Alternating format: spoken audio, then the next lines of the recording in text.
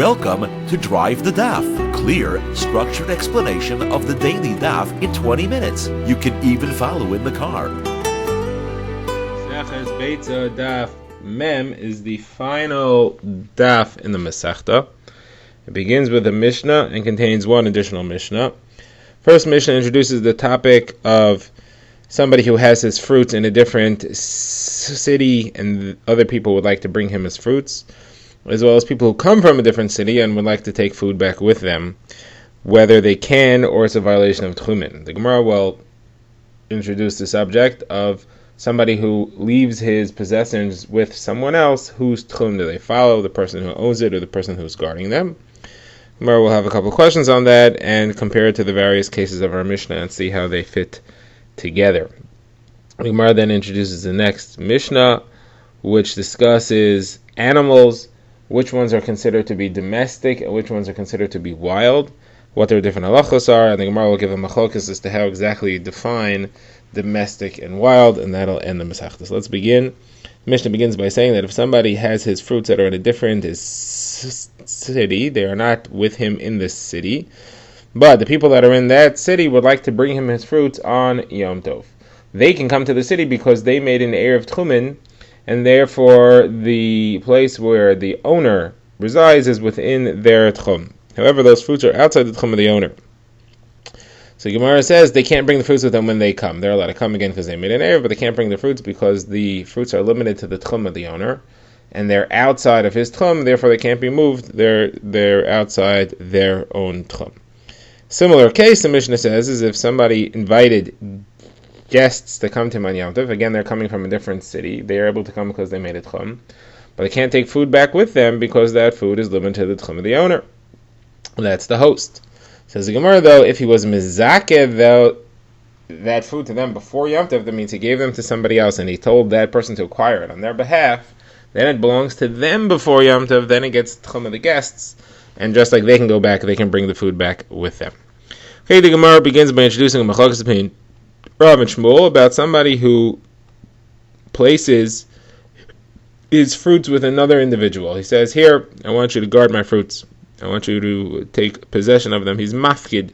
He stores them with someone else. The question is, whose tchum do the fruits have? Do they have the tchum of the owner or the tchum of the watcher? So Rav says that they have the tchum of the watcher, and Shmuel says they have the tchum of the owner. Says the Gemara, maybe this is in line with another machlokes Rav and Shmuel as to whether we paskin like the Rabbanan or like Rebbe, and a different machlokes entirely. What's that machlokes? That machlokes is who's responsible for the damages caused by an animal when the animal belongs to one person and is put under the guard of another person.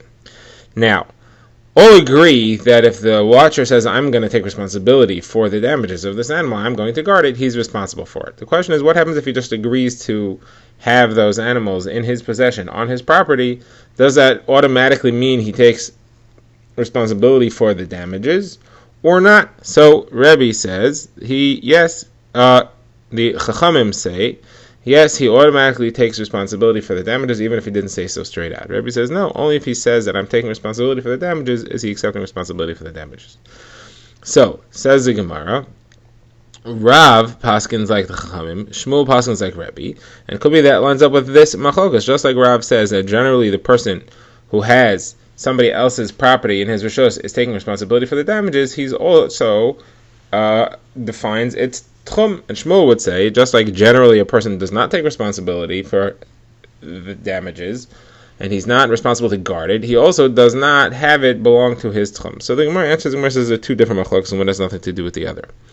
Rav will say that my opinion fits with Rebbe as well, because the reason that Rebbe says that the person who's watching it doesn't take responsibility for the damages because he holds that when a person says you can put your stuff in my property, he does not mean to give over his responsibility for damages. He doesn't mean to take that responsibility upon himself. It's not what he means to say. He's not taking responsibility, but it has nothing to do with whether or not it has his tchum. And Shmuel will say that actually the opposite is true, that the Chachamim will agree with me, that even though I say that the tchum follows the one who owns it, that's because he retains the tchum rights when he gives it over to somebody else to watch. However, when he gives it over to somebody else to watch, he definitely wants that person to be responsible for the damages. So he says, yeah, you take responsibility for the damages, but I'm going to keep the tchum rights. And therefore, Shmuel will agree with the Chachamim as well. Okay. Now, the Gemara moves on, and the Gemara quotes a few kashas from our Mishnah on the various opinions over here. The first of all is that our Mishnah said that the person who owns fruits and they are in a different city, they have his tchum. So you clearly see that when your possessions are in someone else's property and he's guarding them for you, it still has your tchum. That's straight up exactly like what Shmuel said. So how's Rav going to explain that? So Gemara says, Rav will say that this is different. It's talking about a case where they gave him a piece of their land to keep his fruits. They said, you know what, you take that corner of the house, it's yours, you can keep whatever you want there. A situation like that is not considered like they're guarding it for him. I would agree in a situation like that it has his tchum, because they gave him a space and said, you can keep whatever you want over there, you can keep your stuff there. But it's not really that they're taking responsibility for it, and they're not taking, it's not going to be under their tchum. It's called yichud lo keren zavos. They gave him a corner. He said that you can keep what you want there, but it's your responsibility, and therefore it's your tchum. So Gemara's next kasha is from the case of the person who had the guests, where we said that if he was mizakeh, the property to them, the food to them before Yom Tov, he had somebody acquire it for them on their behalf, then they can take it home with them, because it has their tchum. Well, why is that true? He was holding on to it all this time. It belonged to them, but it was in his property. So that should be just like this case where you have fruits that are in one person's, they belong to one person, but they're in someone else's property. So yet we see here the halacha is that they have the status of the tchum of the people that they belong to. So again, it's a proof to Shmuel. So Gemara says, no, there's two answers here. Either, again, the situation is where he gave him a corner. He said, I'm going to keep it in this corner for you, but it's your corner. Or from the fact that he gave it to somebody to acquire for them, that clearly shows that he's giving them possession. He's giving them possession and he's giving them tchum. The whole purpose of giving them to acquire it, of giving it to somebody to acquire it for them, is that they should be able to take it home. So he's putting it in their tchum, he's putting it under their control as far as tchumin are concerned. Okay, now the Gemara quotes an incident, which is supposed to be a kasha, which is a kasha here as well. The incident is concerning Rav Chana bar Chanilai, who went to the butcher, bought some meat, and he was planning to be a guest in somebody's house for Yom Tov. So he came to the person's house before Yom Tov, and he had the meat hung up on a hook. Rashi says it was the hinge of a door. So he hung it up there. And then on Yom Tov, he came to Rav Huna and said, oh, am I allowed to take that meat or not? So Rav Huna said, it depends who hung it. If you hung it yourself, you can take it. If they hung it, you can't take it. It depends on who's the one who put it on the hook. So Gemara says, I don't understand. If he hung it, why is he allowed to take it? That means to say that it's considered to be in his tchum. He's allowed to take it home with him, that means, to his town. That means to say that it's his tchum, meaning he came on Yom Tov as a guest, and he wanted to take the meat home with him on Yom Tov when he left after the meal. So that means that the meat has his tchum, even though it's hanging in somebody else's house. So why should he be allowed to do that, even if he hung it himself? That would seem to indicate, again, that the food or the property belongs to the tchum of the owner, not the person whose house it's in. Again, it's a proof to Shmuel. So Gemara says, no, the fact that he hung it up himself means that he retained possession of it. It was his area. It was just like the Keren Zava's case. It's just like they gave him a corner. They said, you hang it up, you take your space, it's yours. All right, now the Gemara has a couple of questions here on why is this halacha true? Why is it true that if they hung it up, they retain the tchum, that the meat is considered to be in their tchum? They intended for him to come and take it on Yom Tov. Even though they are the ones who hung it up, it should certainly be in his tchum anyway. And the Gemara says, you have 3 examples of cases where somebody has possession of something, but if he knows somebody else is going to come take it, or if he knows he's going to give it to somebody on Yom Tov, then it's already in that person's tchum. So there's the case of somebody who fattens animals to sell, and the animals are in the tchum of the person who buys them, because he already has in mind from the beginning of Yom Tov that the person who buys them, it's in their tchum. Next thing is if somebody has a shepherd, he's going to give his animals over to a shepherd. It has the tchum of the shepherd because he has in mind before Yom Tov, he's going to give it over to them. And the last thing is a Mishnah which says that animals and kalim have the halachic tchum of their owner, no matter where they are. And here, Rav Chana was the owner, so it doesn't. Why should it make a difference that they hung it up on the hook? And all these three things, it shouldn't be any worse. All these three things we see, if you plan on giving it to somebody, has their tchum. Here, it shouldn't be any worse than that. It should for sure have the tchum of Rav Chana. Why should it be that they're the ones who hung it should make a difference? So the Gemara answers, you're right.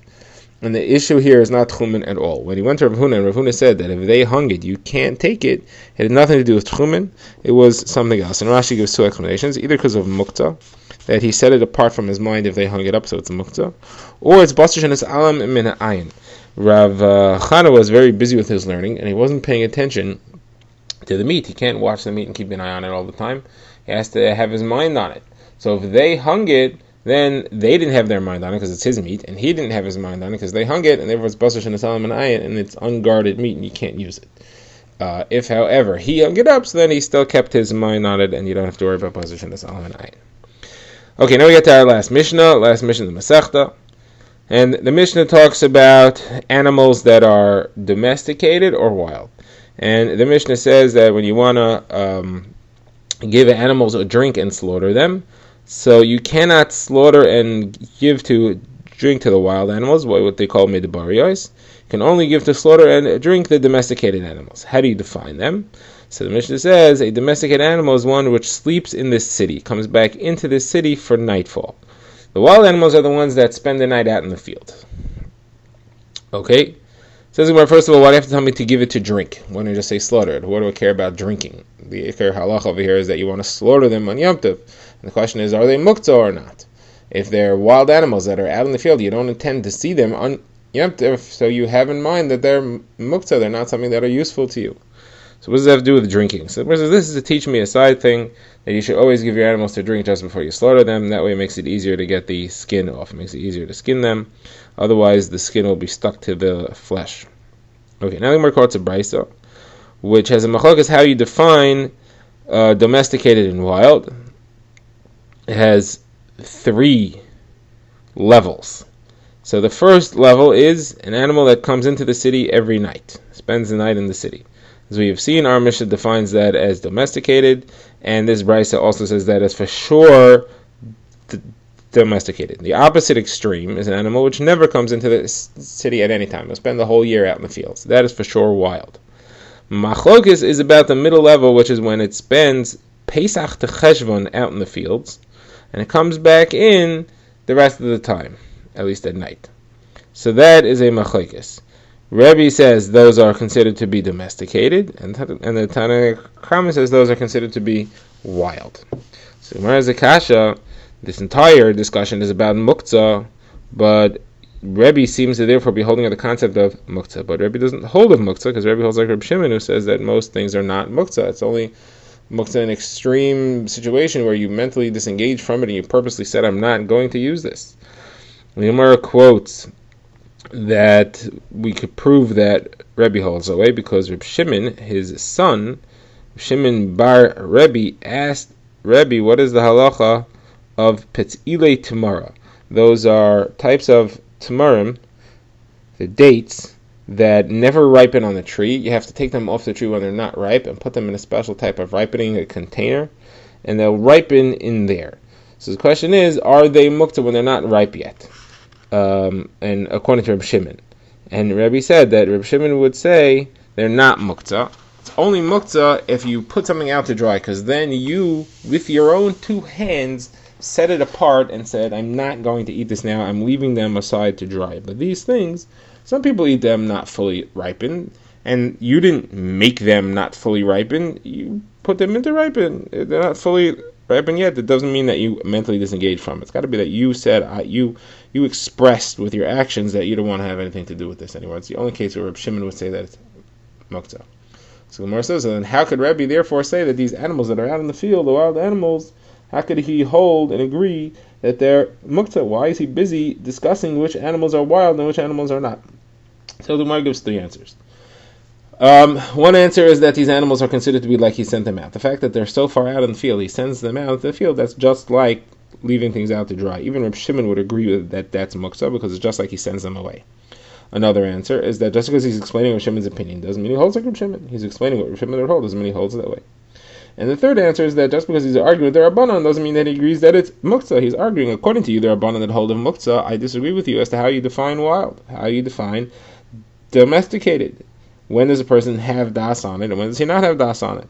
But I, myself, would not agree with the whole discussion altogether. I would say that it makes no difference, because I don't hold of muktzah as being an issue in this type of situation at all, because I hold like Reb Shimon.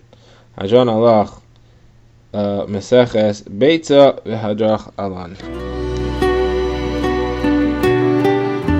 Drive the Daf is a project of the Grand Woodlands Shul and is presented by Rabbi Yitzchak Landa. Find us on YouTube or subscribe to daily emails by emailing drivethedaf@gmail.com.